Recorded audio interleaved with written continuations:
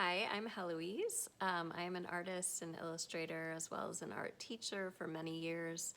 You can find me online at www.jheloise.com. So today I'm going to be answering the question that's come up multiple times for me as an artist and an arts educator. And that question is from parents asking, should I let my kids pursue a career in the arts? And I want to start with a little story, which is that I had gone in for some dental work, which I very much needed. And that dental professional told me, because he knew I was an artist, he said, I won't let my kids have music lessons because I had somebody close to me in the family who was is a singer, and I saw them struggle. And I don't want that to happen to my kids, so I'm not getting them music lessons. And I bit my tongue because this person was about to do some dental work on my mouth. But I very much wanted to give him a piece of my mind, because how dare you deny children an education in anything, but in the arts especially. What does it say about us as a country if an entire field, entire worlds of knowledge and history and wonderfulness, from stories to music to dance, all of that is going to be denied to children, and the ability to practice it themselves later as a craft? What does it say about us if we're willing to let those aspects of society go because we don't value them enough, because we think that the only thing that should matter is what makes money now? I want to get this point across. The job terrain changes daily, and in this country, sometimes faster than daily. Overnight, a whole bunch of people fired. I've lived long enough to watch entire industries crop up and then disappear. The dot-com bubble, the tech bubble, all of this.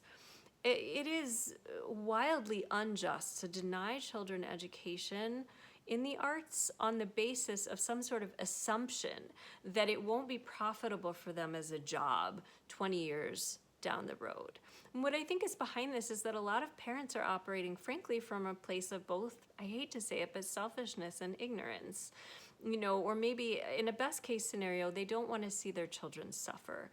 But I think it is selfish to deny children an education in the arts on any basis, really, but especially because when they are young is when they have the capacity to learn the artistic languages. And I'm kind of the only person I've heard talk about the arts this way in terms of languages, but the classical art forms really are languages. They are extremely dense and very vocabulary heavy. There's a syntax to them, and I'm talking about classical music, ballet, and they're some of the most complex forms we have, and they really are languages. And if you don't learn them young, you really don't have the opportunity ever to get to a level of full professional expertise, even if you take them up later. And I know this because I started ballet in my late 20s. But with that aside, we know that there are all kinds of benefits that come from children learning arts young. All sorts of things from better expression, use of languages. Let's see, I have a whole list right here from an article, better self-control, planning, verbal intelligence, and even, this is relating to music education, even enhanced math and science skills. I think it's a shame that we often let sort of these scientific studies do the talking for us about the arts, because oftentimes they frame it in a way that sort of presents the usefulness of an arts education as like, well, no, it can transfer to other jobs. It's okay. Don't worry, parents, because your music education means your kids will be better mathematicians or engineers or computer scientists. But what I'm here to say is that arts should be an end unto themselves. Arts bring so much value to a society, and not just to the economy, where reportedly they bring over $1 trillion to our country's economy. But think about what the arts represent. Just at their core, a lot of the teachings are qualitative, not quantitative. So what you're learning to do is you're learning to evaluate whether it's your environment or something you've been taught in a different language, a musical or a dance language, and have it run through your body and give it emotion. Try to understand the story that you're telling. And when we do this, when we learn how to tell and evaluate stories, I think we gain a level of not just empathy, but also understanding, really deep understanding of many of the ways in which the world works. We build connections in the mind, connections between past, present, and future, and places and possibilities. And if we are closed off to letting children learn this, I think we shouldn't be surprised when we end up with a society where a lot of children are sorely lacking in empathetic capabilities, in ability to do reading comprehension, ability to understand what someone else is trying to say or what they've written, an ability to read more than 2 sentences at a time. And I'm not trying to accuse children or any generation of any kind of anything, but I'm saying that there are consequences to cutting arts education, because it is a fundamental part of the human mind that needs to be developed, especially if people are going to be expected to do critical thinking, to understand, maybe bias in media, or understand the difference between what somebody is saying and the subtext behind how they're saying it and why they might be saying it. All of these are things that are going to emerge from extensive study of literature or acting, theater, and certainly even in parts of music and the dance world, where you're constantly interpreting stories and retelling them and telling them and having to understand them. Also, I want to say that when we deny arts education to kids, especially who, show interest or potential, we're also not letting them be in their bodies. What I mean by that is it is so extremely natural for humans to do things with their body, with their hands, with their feet. Any kind of visual art class typically is going to have students working on fine motor skills with their hands. And if you try to tell me, well, that isn't useful, that's not going to lead you to a paid job, I would bet that probably a lot of people who end up in the trades, which are known to actually be quite lucrative these days, and are very just important to a society, things like metalwork, welding, maybe even construction, but some of the more hands-on things, woodworking, cabinetry. I would bet that some of those people started out practicing those crafts young. And so when we say, we're going to cut arts funding because it's not needed, what you're also saying is we're not going to let kids build skills they might need in order to work with their hands when they're older. Something that I was able to learn after years of piano, where I was using my fingers, strengthening my fingers, becoming more adept at doing all kinds of things with my hands. I taught myself calligraphy just for fun as a kid, because my parents didn't let us have video games or watch TV at all, except an occasional movie. But what that meant was that, we had to entertain ourselves with what we could do in a house. And a lot of times that was, crayons and paper, colored pencils. But I had ordered a calligraphy set, just a book and a pen, to teach myself. And I taught myself how to do calligraphy. I mean, I was not a professional at it, clearly. But that actually formed some of the basis of what I do now, which as an illustrator and an artist, sometimes I dabble in the realm of using text, using words to create greeting cards, or do art commissions or art pieces. And actually, a lot of what I learned was sort of embedded in memory at that point on. I think that was around third grade, just about how to make a shape look like a proper letter with my hands. And there are all kinds of outcomes. A lot of what I want to say here is that there are all sorts of really positive outcomes that can happen from a child learning a craft in the arts that might not be what you anticipate.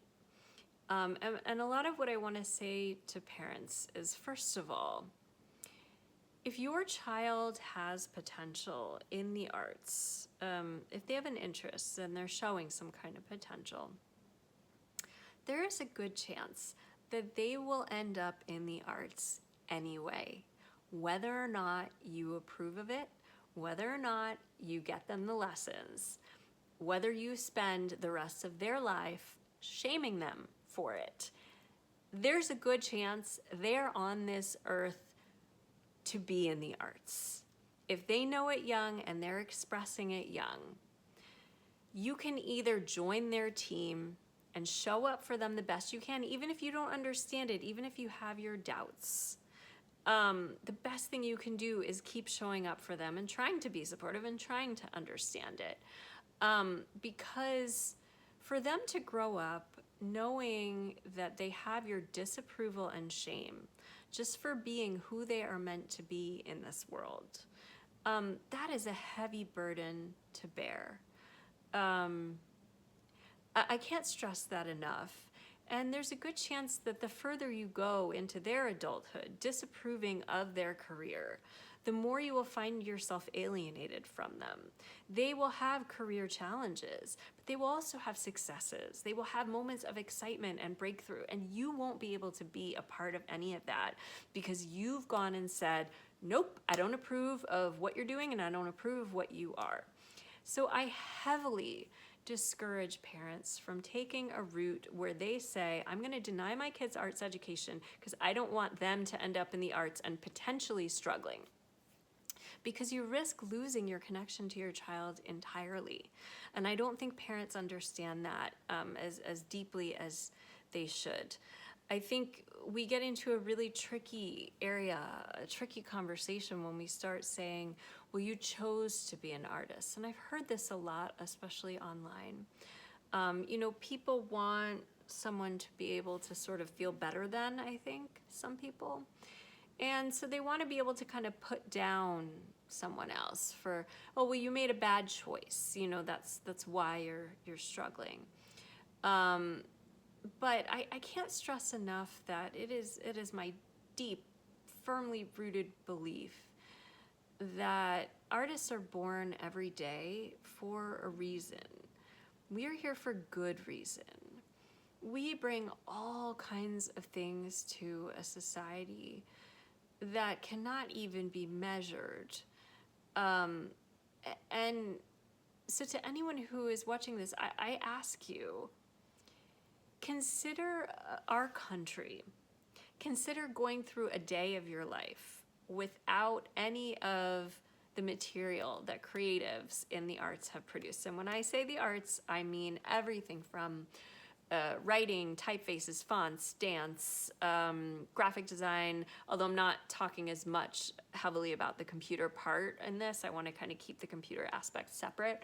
But even just sort of the pure arts, the fine arts, we're talking about music, dance, anything, ornamentation, ceramics.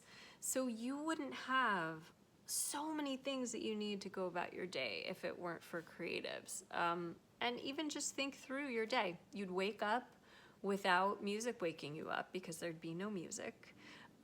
You go to turn on a light and maybe it's like just a light bulb hanging from the ceiling because that was the invention, but what made it nice and useful were people crafting products and objects using their aesthetics and their visual sense.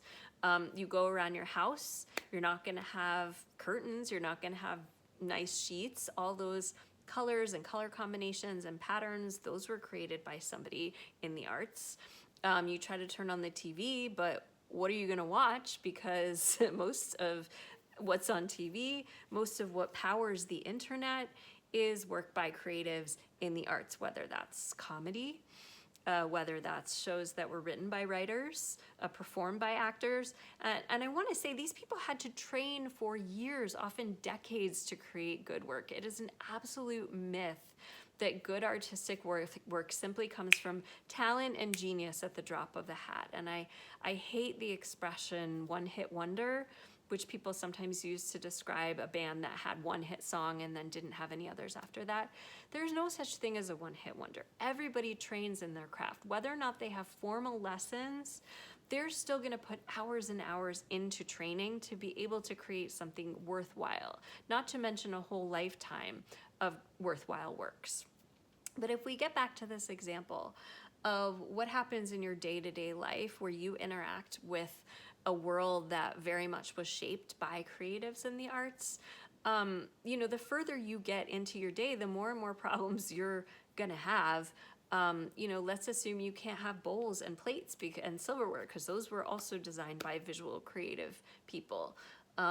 Let's say that you want to hire maybe a model for a photo shoot or an ad to advertise your brand. First of all, that model probably had ballet training. Ballet is like this workhorse that feeds the arts that gets so little credit because most people who have decent posture and who can present themselves well did some amount of ballet or dance training as well as probably performing. And acting, of course, is a feeder for people being able to speak publicly, public speaking. And it translates to all different realms. So then let's say you want to hire a copywriter. Let's say you need to do some advertising for your company. Well, you're not going to find a copywriter because no one was trained in writing or no one's practicing that craft anymore. And yes, we can have a conversation about AI, but I'm not here to have that conversation right now. So please visit my other video that I already made about AI and why I do not believe that AI learns the same way that artists do or that it has the same potentials. But setting aside the, a computer will generate it just as well argument, because I'm not having that right now. Let's assume you're trying to go through your day and you're not able to interact with anything that a visual creative person made. So you also won't have signage. You won't have signage on the roads that would show succinct symbols, because all those symbols that you see on the roads, the pedestrian sign, all of that were created by designers, visual people. When you start looking at houses, housing developments, apartment complexes where experts in visual design areas were not incorporated into the design phases very much. A lot of times when people try to save money by not hiring those experts, they end up with big problems with buildings that don't quite function the way they should or don't have well thought out layouts. Maybe they have a garage right next to the kitchen and the fumes are coming in and the bathroom's across the garage. And, there's a lot of thinking that artists bring to the table, visual creative people, that is a totally different kind of thinking than what people do in STEM. And it is qualitative thinking, but it also builds on an intuition that requires a certain amount of doing and training in that field to get. The more you practice your craft, the more your vision is honed, the more your decision-making capabilities are good. You've built up a vocabulary, you have choices, you have tools. And all of that is really important. And it's very hard to put that into numbers and say, well, I have, 99% achievement in my brain of what I've done as an illustrator. And so I can offer you 99% skill level. That doesn't exist. There are no measures for the arts that really are quantitative that would truly reflect a visual creative or a creative person's capacities. But all of that work that artists put in to getting to be experts, that's a foundation that makes them able to contribute to our society. And I think we very much take for granted those contributions that creatives have made. I want to talk also about culturally speaking. In terms of our culture, very few people, I think, stop to think about what culture is. For me, the biggest lesson I ever had in culture was studying abroad. I went to France my junior year of college, which was only made possible because it was actually cheaper than a year at school, which my parents had already saved our whole lives to pay for. And when they found out it was going to be cheaper, they said, okay, no problem, go study abroad in France. So I'm only saying that because when you put something on the internet, like everyone's going to find a reason to attack you. And I don't want anyone getting in the comments being like, oh, well, you grew up rich, your parents paid for this, that, and the other thing. I'm not here to have that conversation, okay? I was lucky, very lucky to have the arts education I did. I know my parents made sacrifices for it. We did as a family, actually, because we drove cars that backfired, that were always like used and didn't look as nice as everybody else's. I wore my sister's hand-me-downs. That shouldn't be part of the conversation, but I'm only bringing it up because I just don't need that criticism leveled at me. I was extremely lucky to have the arts education that I did. I do not take it for granted. Every single day of my life, I am thankful. But when I studied abroad, it was a really important lesson in culture, because I got to this country that, I'd hardly been to before. I'd been there once on like a class trip that we all saved to go on. And I got there and it was so incredibly eye-opening because here I am in France, and all of these people do kind of all the same thing as they go about their day, and they say a lot of the same things, and they, why do they sit down to have coffee and they balk at the thought of a takeout coffee? Why is that a thing that they believe in, that a coffee should be had sitting down, maybe talking to people or at a nice cafe locally? Why do they believe that meals should be done in a group? Why do they do la bise, which is when they like kiss on both sides of, the cheek when they see someone? Like all of these things, and also embedded into their language are all of these ways of thinking. These are things that determine how these people act. So a lot of times language, songs, marketing, books, articles, all of that influences how we think and how we behave and even how we treat each other. And so I think that when we're looking at the impact that creative people have and that the arts have on a society, it runs much deeper than just saying, well, artists brought in $1.2 trillion to the country's economy, last year or whatever, in 2023. So, that's the impact they have. It's money. No, the impact is far greater. And I think we can see that when we look, for example, at like political campaigns. A lot of times they're trying to use songs because they understand the power of these songs to affect people. People use quotes all the time as a way of relating to each other in all kinds of situations. And a lot of times the quote is what actually helps you understand your own life situation. So, even something like know thyself, or it was the best of times, it was the worst of times, or there's all sorts of things, and I wrote some down. But Like a rock is a really interesting quote, because for some reason that like keeps coming up when you think of like car advertisements, and that's a really foundational concept when we think of like American masculinity, ruggedness, the individual, individualism, and the idea of a person being sort of self-supporting, and that like rugged American individualism. We also have Like a Rolling Stone, which is another song that is constantly played and referred to. We also have Joni Mitchell's quote from her song Big Yellow Taxi, "You don't know what you've got till it's gone."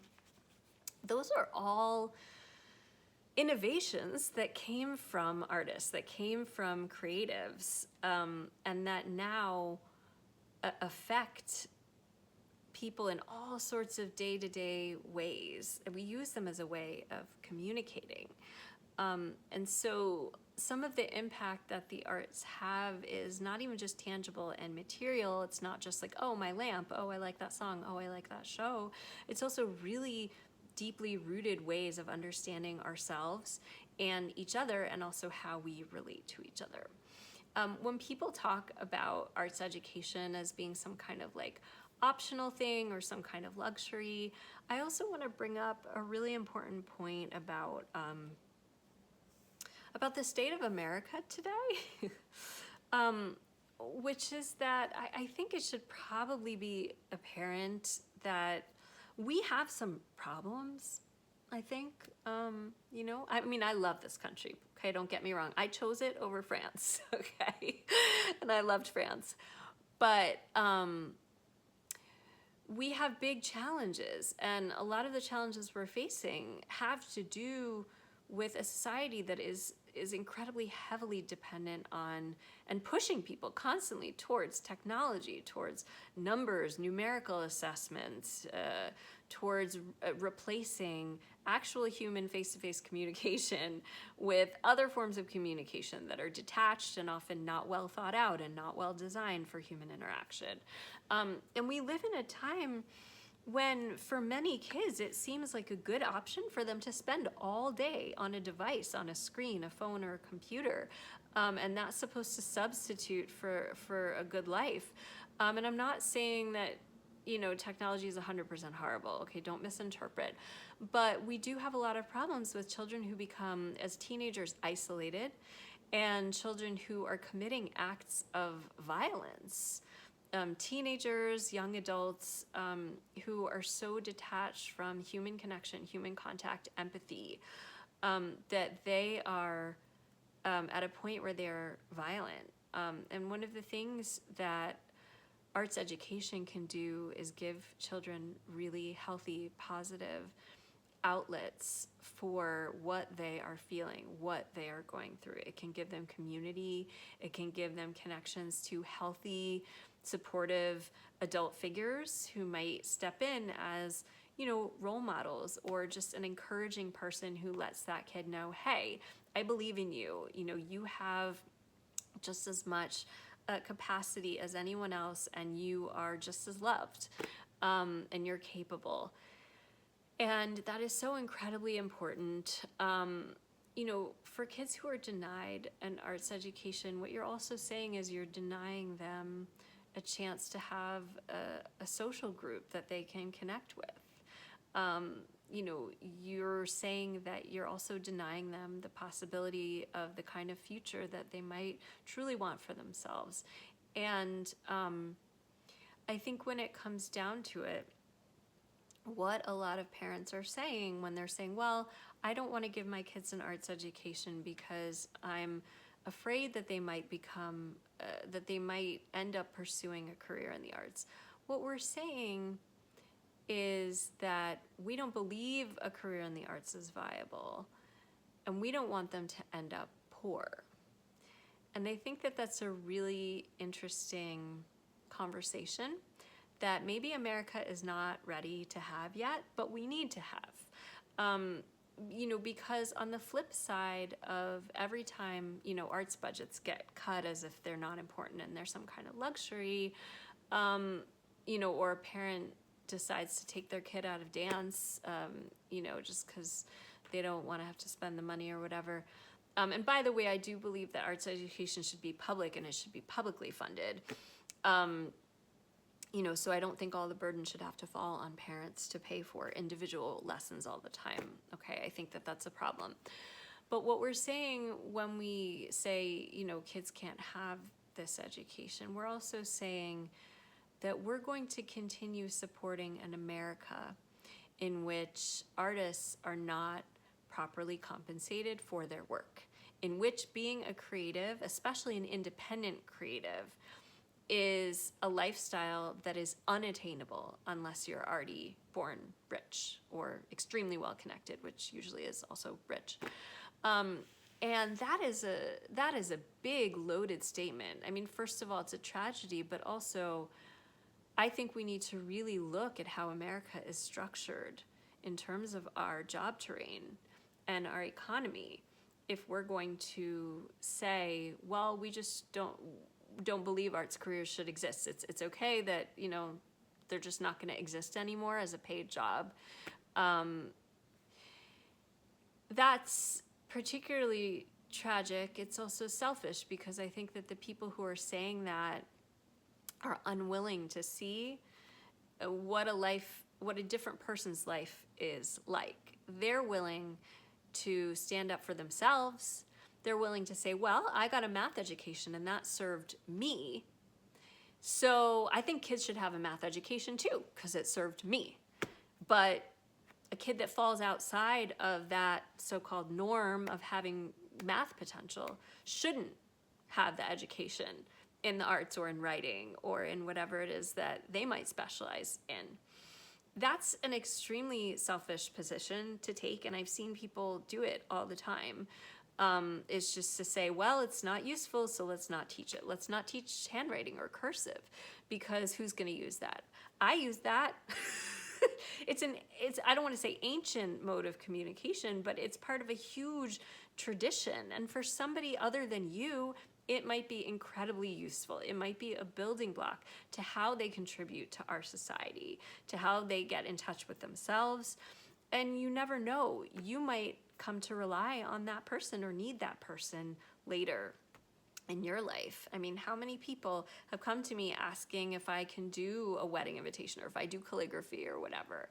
I mean, and that isn't my area of primary expertise right now, so I usually refer them to somebody else who does. But all of us who offer those skills, we've had to keep ourselves alive and fed in order to be able to offer those skills. So if nobody's paying us, how do you think that that's happening?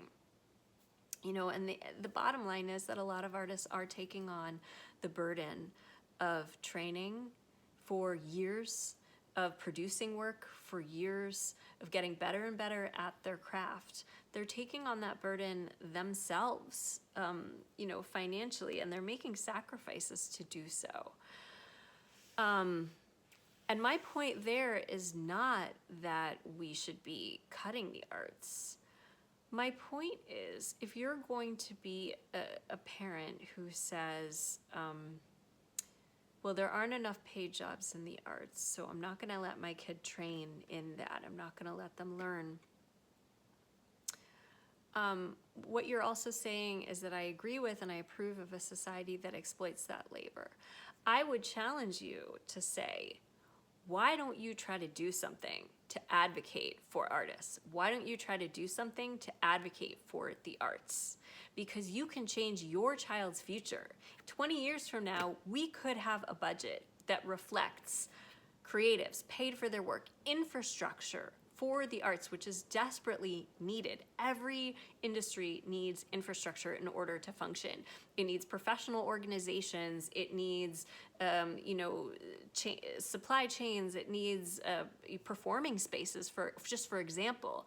And all kinds of infrastructure, galleries, publications that have just been disappearing because the arts have gradually become privatized in America, which means that a few corporations control it and control how the arts are distributed and how the profit is held. And that is a tragedy, but that's part of the reason why there are fewer paid positions in the arts than there should be, when the arts and artists themselves, creatives, are still bringing in I'm going to say it again, 1.2 or $3 trillion to the American economy in a year. So I would challenge parents to try not to see this as an issue where your kids should be adapting to the world that exists now, but rather, how can I set my child up for success? And how can we try to set the world up for the potential that we know our children have? And I can cite as examples other fields or industries, they're industries now, but they weren't then, where the advocacy made the difference, and the advocacy made it possible for kids to have careers now that they never would have been able to have 20 or 40 years ago. And those examples would be in sports and athletics. If you've ever heard Tony Hawk speak about skateboarding, he talks about how his dad was a believer that skateboarding should exist and should be treated like a proper sport. And, you know, he encouraged his son and helped advocate. And now, you know, we're seeing it become, I think it's an Olympic sport. We're seeing kids do this professionally and be paid for it. You know, also women's sports. Women's sports were not a blip on a lot of people's radar. You know, I want to say 60 years ago, for example. And I may have that number wrong, but I'm not a numbers person. But with advocacy, Title IX allowed for the education of women in schools to include sports education. And with that sports education, it became an if you make it, they will come situation, where all of a sudden an industry is now growing exponentially by the day because we created channels for those children to have the education that they needed. So I think we need to do some sort of inverse thinking here, where a lot of times people start out by saying, well, the economy is this now, this is what it is. So we need for kids to adapt to that. I think instead, we need to say, what kind of world do we want to live in? And how can we help create that for the future? And a lot of how we create that is by allowing and giving education to children in the directions we want them to grow. And so I believe that the arts need to be a huge part of our future. I think if we want to get away from this sort of, you know, simplistic, money-oriented thinking that dominates everything, we need to have a replacement for that. If we want to get away from these unempathetic mindsets that put like growth at the expense of everything else, you know, if we want humans to treat each other with compassion, we need to be training our children in ways that help their minds grow towards compassion. And the arts are one of the best, most phenomenal ways to grow compassion. And as I said before, I'll say it again, you know, I think that studying literature opens your mind to understanding other people's lives and stories. Doing acting also forces you to get into a character that is someone other than yourself, and teaches you how to listen. Music teaches you how to listen. Visual arts is all about, you know, meaning and expression. And also in the visual arts, when you do a painting, you are forced to sit there with your own mind for perhaps hours. And that, for me at least, has been a form of almost a meditation. I also do meditation, which is a practice in and of itself that's worthy of respect, absolutely. The arts to me, though, offered a way to sort of work with my mind and my situation and my emotions that was extremely productive. And it could have gone in a totally different direction, who knows? And for a lot of kids, having access to the arts means that they have a more functional channel for their frustration, if that's what it is. And there are all kinds of benefits, but I'm gonna check my notebook because there were a few other things that I wanted to mention.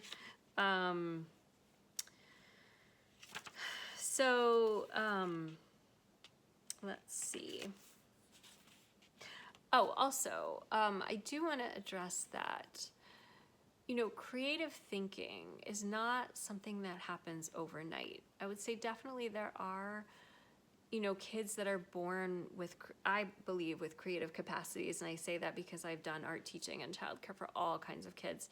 And every so often you do encounter a kid who has a wild volume of creativity at their disposal. And I mean that very seriously. And those kids, they have a gift that absolutely deserves to be developed. But the average person can also develop creativity in all kinds of directions. And that helps tremendously, even if you're in a different job field. There's the story of Steve Jobs, who apparently had some time to try to figure his life out before he started Apple. He took a calligraphy course, and that actually provided some of the foundation for what he ended up doing with Apple, because he understood that people needed something that was more visually accessible, and that sort of spoke to them in a different way than the sort of kind of purely numeric appearance that screens used to have beforehand. He wanted to make it more accessible and relatable to people. And so the arts give you a lot of tools, a lot of communication skills in a work setting. Having had exposure to the arts through arts education is also a really important thing, because you don't know what you don't know, right? And a lot of times I've had people approach me from various companies or organizations who want me to do creative artistic work for them, but they don't even have the slightest idea of how that would unfold. So they are wildly off in terms of the amount of time they think it'll take, or maybe they don't anticipate correctly the importance of it relative to their customers, how to get their message across. Maybe they're not budgeting appropriately. And so having had these experiences with the arts where you learn to respect it, where you learn what the discipline entails, you start to know what you don't know. And so you start to realize that, oh, hey, if I'm going to hire someone to write a jingle for me, I'm going to have to make sure I get a person who, I give them enough time and that clicks, and I might want to use these instruments, and you might have a sense for what instruments you want. And you're going to have a respect for the craft that they do. Another couple of quick points that I wanted to make, if you're still with me, is that, it goes without saying, you should probably already know that arts budgets are being slashed all over the place. Personally, I'm not a believer that we should be lumping in the arts with STEM in terms of education and budgeting. I hear a lot of people say, oh no, it's not STEM, it's STEAM. And so they add in arts and they squeeze it in to science, technology, engineering, math. I think that's what they stand for. And they say, oh, and arts too. We're just gonna, we're gonna just teach them arts too. No, sorry. Arts deserve far more respect than that. And if you look at the arts and all those disciplines combined, from languages to, woodworking, to painting, to dancing, to music, to all the different variations on music, to, communication, acting, writing, screenwriting, all of that, all of these things together. That is a huge number of classes that a child should have access to, that you can't just give them in one class. So it is my belief that actually we would do well to have a campaign, a grassroots campaign perhaps, that tries to advocate for 50-50 education. So 50% STEM, 50% arts.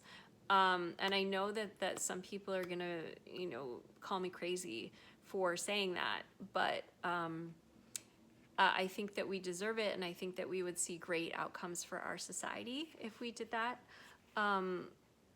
Also, a point that I wanted to make, and also we should approach the arts in that context as humanities, arts and humanities, and I think probably add like geography, maybe certain aspects of the social sciences into there. But beyond that, I wanted to also mention that, Oh yes, artists do serve purposes beyond simply providing products. Having artists in the community is such an incredible resource. Artists are often the soothsayers for their society. What I mean by that is the people who are able to predict things before they happen, the visionaries, the soothsayers. I get predictive dreams, very vivid predictive dreams. I've had a lot of them in my life. They've been very accurate.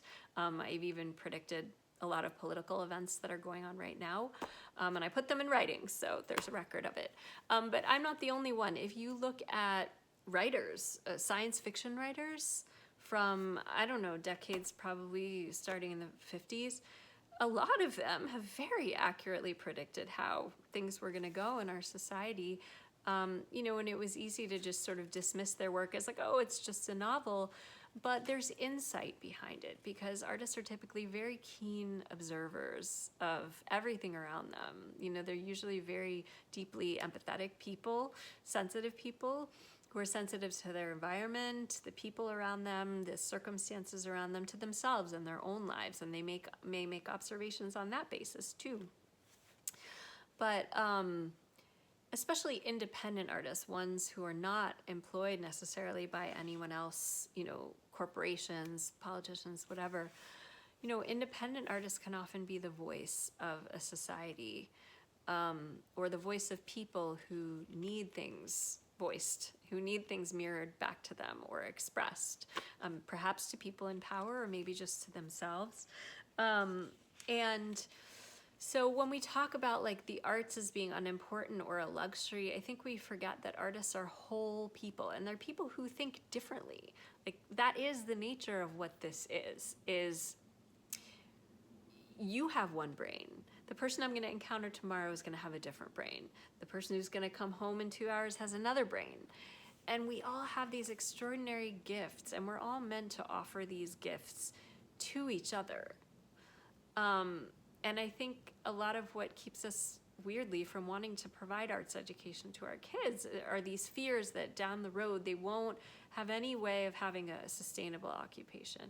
But what I'd like to say is that we are all here to sustain each other through our unique gifts. And if there's a problem in doing so, it's because our society has become structured in a way that is very imbalanced, and in a way that rewards certain occupations far more than other occupations, even if they might actually serve equally important purposes, just different purposes. I'm certain that the arts have saved many lives. I'm going to say that. I will put that out there, and I've seen people write about it. Music has saved their life. Certain songs, certain pieces. I've shown work at an artist market and seen a grown woman, probably middle-aged woman, cry right in front of me seeing this art piece. I mean, that was a dramatic lesson to me in how important the work is. And when you say, well, we don't need that, we don't need it as a job, it's a luxury, what you're also saying is we don't need these people. We don't need the people that do that kind of thinking. And I think it's very dangerous. And I think if you're looking at ways to avoid fascism or, political extremism, a lot of how political extremism and fascist governments tend to rise to power is some of the first things they do are to squash the voices of dissent, to squash the voices of artists who are trying to speak for those who don't have a voice, or who are trying to predict what's going to happen, who are trying to speak truth to power. And a lot of times these people know, these politicians, they know just how impactful our work and our voices can be. And that is why part of their political campaigning, at least behind the scenes, is often to cut funding for artists, because they don't want anyone questioning what they're doing. They don't want someone making a TV show that offers a completely different view of reality, a completely different perspective. One song can change the world. I'm really not kidding about that. And even if you look at the turning points for various movements in our country's history, I mean, I can remember when like a song by Macklemore came out I think it was called like Same Love maybe, and it was really the turning point right before gay marriage was legalized. And you know, a lot of times it's the artists who are brave enough to take a stand and try to make our country a better place. And I know not everyone's going to agree with me, and if you're on the opposite side of the political fence, then that is fine. You know, maybe this talk is not for you, maybe it is for you, you know, because there should be voices to represent everyone and everything. You know, there are country musicians and their entire music stations who want to sing about God, and that is fine. They are allowed to do that. Everyone should be allowed to practice their craft. And the last thing that I think is really important to talk about is that much of the reason why creatives struggle so much in our country is because, as I've said before, the arts have largely been privatized. And what that means is that where it used to be accepted that that creative output was a public good, was useful to the public, needed for the public, and should be funded by the public, especially because it's consumed in ways that you're not always going to be able to compensate directly.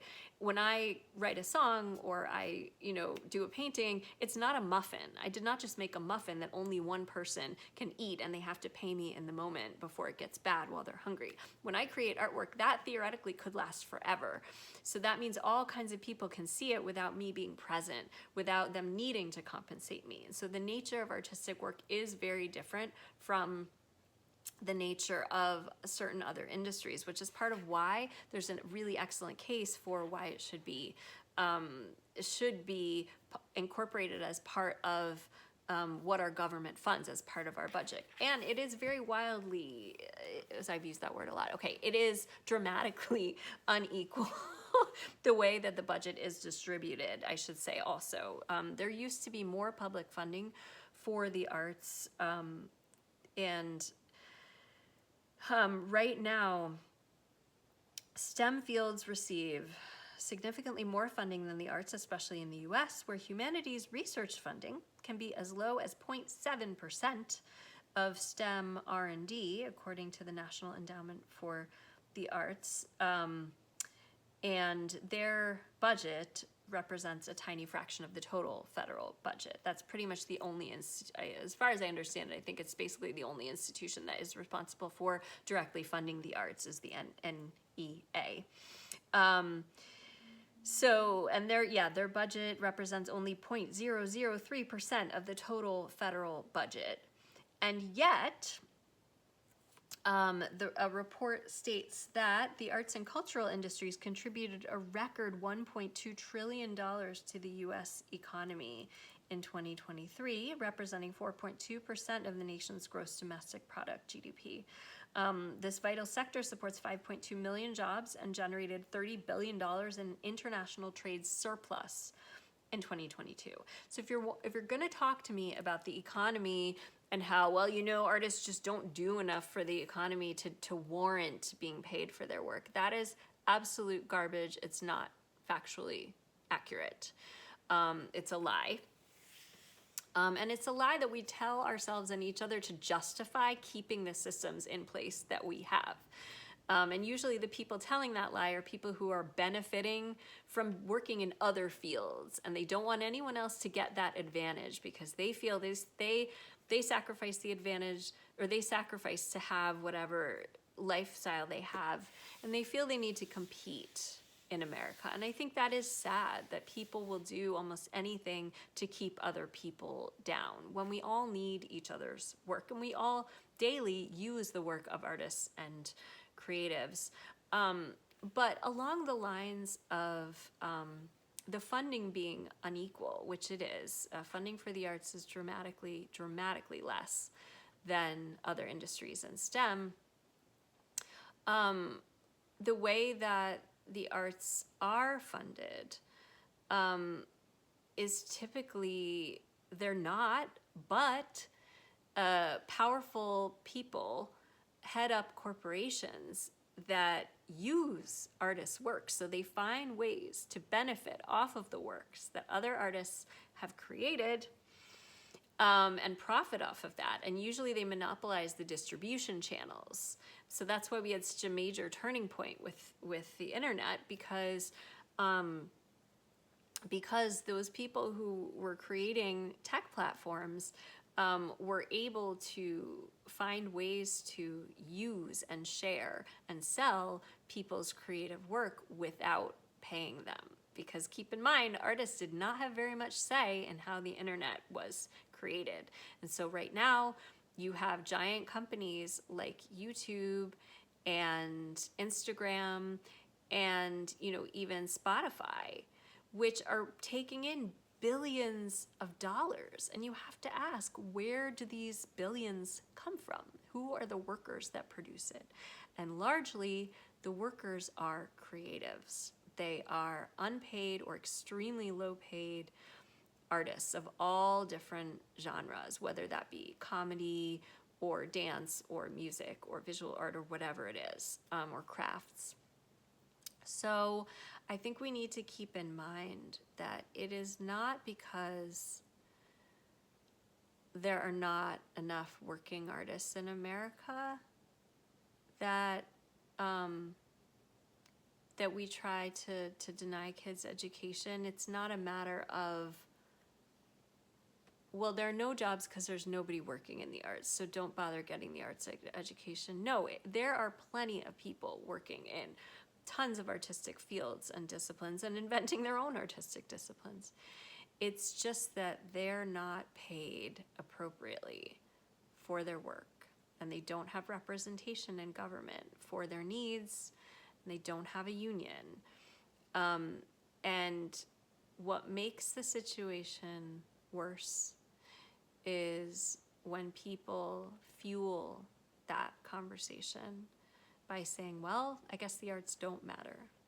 What we need to be doing is to be saying the kind of society we want to create is a society in which everyone is paid for their work, everyone is valued, everyone's contribution to society matters, and those contributions in the arts matter just as much. And what can we do to make sure that the arts are taught, and especially by working artists and real creatives with expertise, not just generalist teachers, no offense to them, but kids also deserve expert training, that they're taught young, that they're taught consistently, that they're taught to every child who wants to learn, and that we make sure that these career paths have infrastructure. The advice that I usually offer to parents is also to make sure that if your kids are going into artistic fields, do the research yourself. Try to connect them with mentors. Try to help them specialize young. They'll have a much better chance of getting where they need to be if they do start young, if they find mentors, if they, do whatever it is that they need to do to become successful along the way, instead of doing it as just some sort of extra that they don't have support for. So we need to really expand arts infrastructure so that it is a viable career. And we need to let artists, or let big corporations know that they can no longer capitalize on and exploit the work of artists without paying them properly. And I think eventually you'll see our society would really benefit from having voices who speak for empathy and compassion, for those voices to be in leadership, instead of the voices that say, your humanity doesn't matter, other people's humanity doesn't matter. So I would really ask you to question the kind of world we live in and do the research for yourself. There's definitely a lot out there. And anyway, thank you for bearing with me. So the short answer to the question was, yes, you should let your kids have an arts education. And you should support them no matter what, because that is a part of who they are. And so it's a part of showing up with unconditional love for your children and for the people around you. So with that said, thank you. Again, I'm Heloise. My website is www.jheloise.com, Heloise. And I'm also on Instagram. It's at j.heloise.official. Much love to you. Have a good night.